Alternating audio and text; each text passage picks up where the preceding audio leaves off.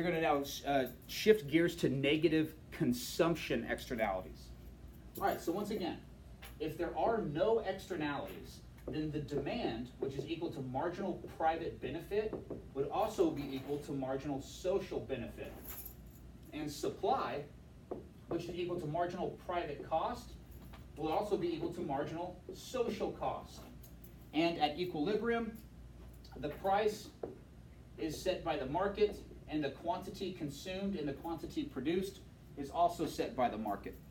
But instead of refining oil, let's now, which is a negative production externality, let's consider negative consumption externalities. So what about smoking cigarettes? Smoking cigarettes is an act of consumption, right?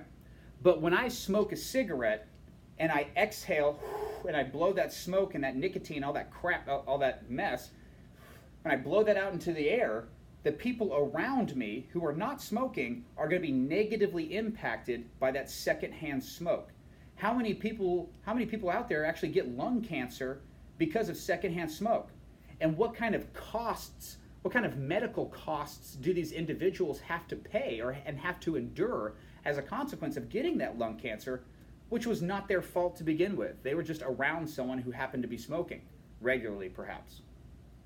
So this is a secondhand smoke, or smoking is an example of a negative consumption externality.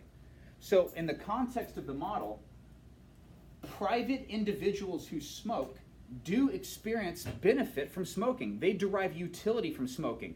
It's mostly psychological. Usually people feel less stressed and they feel more relaxed and energetic perhaps by smoking. So that is a utility to a degree.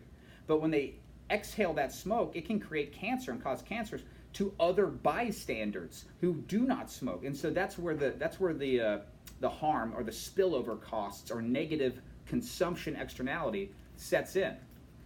So as a consequence of cigarette smoking, so the market is for cigarettes, all right, we're going to see that the marginal social benefit of smoking cigarettes is not nearly as great as the marginal private benefit, which makes sense. People who smoke are going to benefit more from their smoking than people around them who don't smoke. All right? So as a consequence, if we take the intersection between marginal social benefit and marginal social cost, we can see that the socially optimal price for smoking is going to be lower than what is dictated at the market. And as a consequence of the price of smoking falling, there will be fewer entrepreneurs that would be incentivized to enter the market.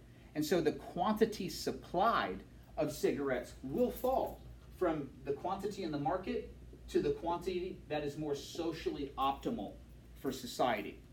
Now again, we don't want to completely eliminate smoking from society because, as we said earlier, there are some individual consumers who do benefit from smoking.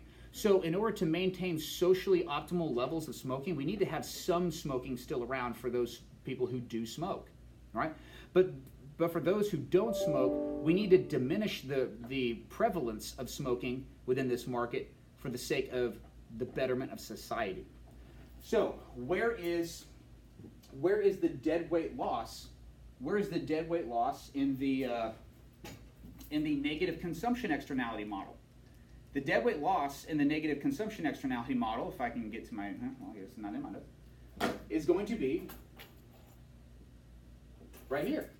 You take the marginal social benefit up to the original point on the marginal private benefit line, and this gives you your deadweight loss triangle. All right?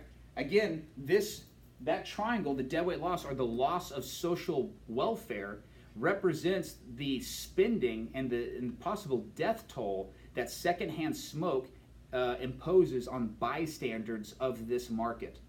Well, how do we correct this? Well, you can impose taxes on the market, which then would shift the marginal private cost plus the tax, and that would be a way in which we could reach the socially optimal level of smoking.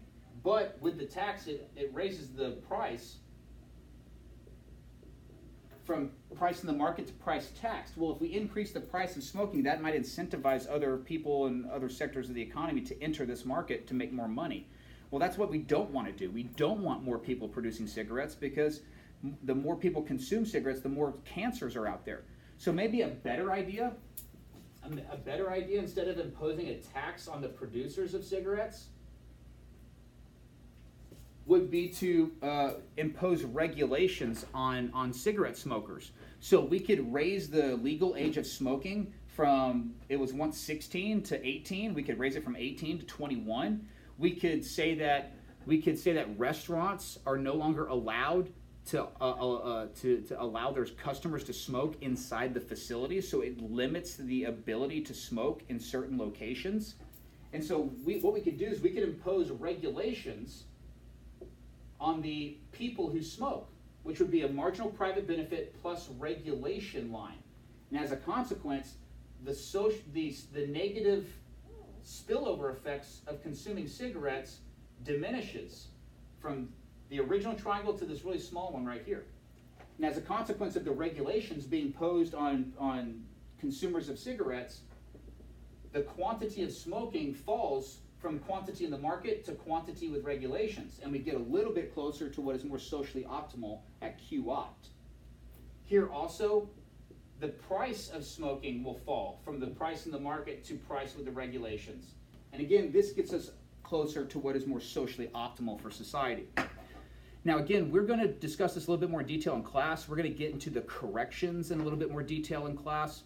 But this just breaks down what negative consumption externalities look like, what negative production externalities look like, and how to basically correct for them in the context of our externality models. All right, guys, well, that concludes Unit 1.5b. We'll see you next time.